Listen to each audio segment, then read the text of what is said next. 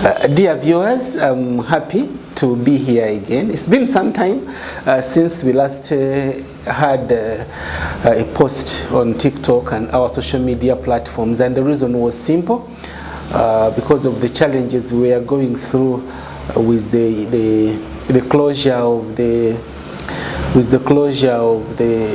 airspace in Middle East, which is our major route when we are going to do our pilgrimages and our tours all over the world. Today I'm glad and happy that the war in Iran is almost ending, and therefore we are beginning to prepare ourselves once again for our usual pilgrimages and travels. I want to begin by giving assurance to our travelers and who normally go to Israel, and those ones we had prepared for a pilgrimage to Israel, that our pilgrimage is now back on schedule after the good progress which has been made with the memorandum of understanding between the United States and Iran. I would like to implore you to start preparing your bags, because very soon we shall be coming up and telling you when exactly we shall be traveling. We have already gotten back our files and trying to dust them and making the contacts with the different pilgrimage sites that we normally go to in Israel to ensure that they are safe to go to, and the preliminary findings and the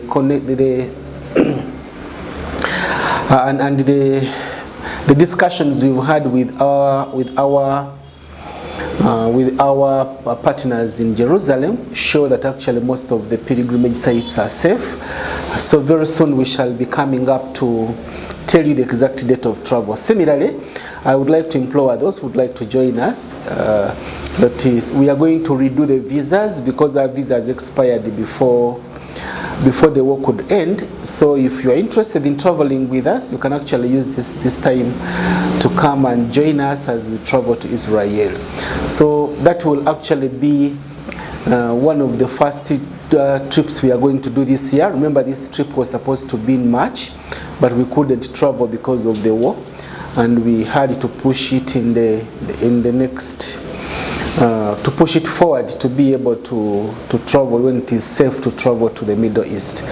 But also we have another trip to Rome, and this one is still on schedule as had been prepared earlier. We shall be traveling on 28th of September and returning on 6th of October. So whoever had registered for that pilgrimage to Rome, please be rest assured that we still have the pilgrimage on schedule. Now, as you can see, because of the war, those are the only two trips we shall do this year. That is the one of Israel and the one for Rome. But next year, we are already preparing for next year, and next year, like we had already told we had already informed our interested parties, we shall be doing a coffee trip to Vietnam. And today I want to give you some highlights on what you should expect when we travel to Vietnam. We expect to travel to Vietnam in September 2027.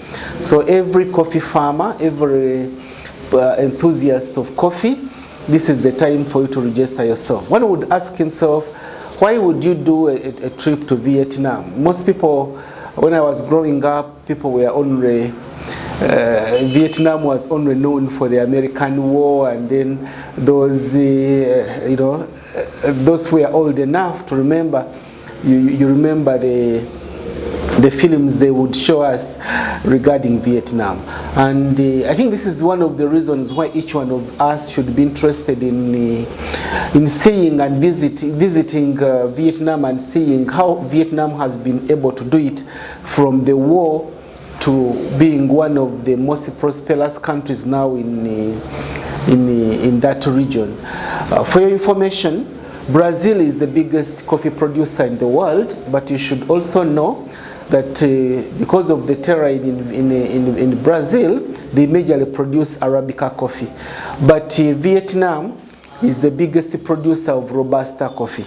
So this Robusta coffee happens to be also the coffee we grow majorly, especially here in the central Uganda. Much as we also grow Arabic in Mbale and those mountainous areas of Kasese, Vietnam is very good at Robusta. So we decided to do a coffee trip to Vietnam, because here we shall be witnessing exactly what we do here, because they do a lot of Robusta coffee. So we hope that we shall be able to learn a lot from them when we visit Vietnam. The trip is likely to be, we have scheduled it for September, because as you know, our seasons for coffee here run from January up to October. So we hope that any farmer who is out there and would like to do coffee or to learn something about coffee, when we say September 2027, you will have prepared yourself very well. But what exactly are we doing in Vietnam? Vietnam, as I tell you, in 2023, for example, actually 2023, 2024, Vietnam was able to export about 1.62 million tons of coffee, and they have excelled very much in terms of value addition. They have got their methodology of farm to cup. So we want to go and see how have the Vietnamese been able to craft this idea of farm to cup, that you are able to grow coffee from the farm all the way to the cup within Vietnam, and increase the market for their coffee which they grow. And also the value of their coffee is actually up in the sky. So we want to take Ugandans who are actually in coffee, for them to be able to learn something new. There is also a way they have been able, there are some other things they have done about their coffee, like the community arrangement. You find people working in the communities to be able to put value on their coffee, and then be able to access the markets outside of Vietnam and within Vietnam. And then we are also going to see, Vietnam has got had its own history, and that history was not as good. In some way it could be the same as what Uganda has been experiencing, but we want to learn from these Vietnamese people how they have a policy, for example, which they call the doi moi, or if you translate it into English, it is like they call it renovate and innovate. So renovate and innovate, meaning some of us have coffee which was actually planted by our great-grandfathers. So if you cannot plant new coffee, then you renovate with the coffee that you have. So all these methods which they have used to be able to become one of the big, actually to become the biggest coffee producers and exporters, is what we want to explore when we go to Vietnam. So I want to implore you, our viewers, and those of you who are following up on social media platforms, to start registering for this trip. We already have people have registered all the way from Bulemezi in Luero. We have people who have expressed interest to join the trip from Singo in Mitiana, and we have people who have already registered to travel in from Masaka.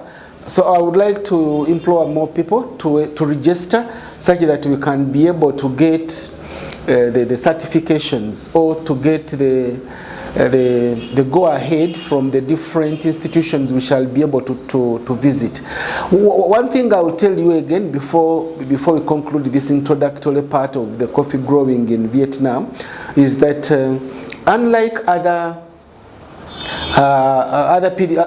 trips we do, for example, if I'm taking people to the Vatican or to Rome, I will take them to holy places, so, and they are known, so we don't have to do a lot of background checks. But for coffee, we need to do a lot of background checks before we travel. So we need people to register early, such that we can be able to get the factories, the farms, the government installations that we shall visit. To have to get them to allow us to travel, to go and visit their farms, visit their technology, and also do a little bit of training. I'll tell you that when we go to Vietnam as coffee growers, we are not just going there to admire the farms. We are going there to also get trained. The Vietnamese have got, their Ministry of Agriculture has got an institution which they use to train farmers, and right from the nursery beds up to the processing. So we need to get people to get approvals, such that when we go there, we shall also be trained on how to improve on our quality, on our coffee quality. So I implore you to register early. And when you register early, it will become easier for us to prepare and be able to benefit from this trip. So I look forward to our coffee farmers out there to register for this trip, which we look forward to come September 2027. Thank you. See you then.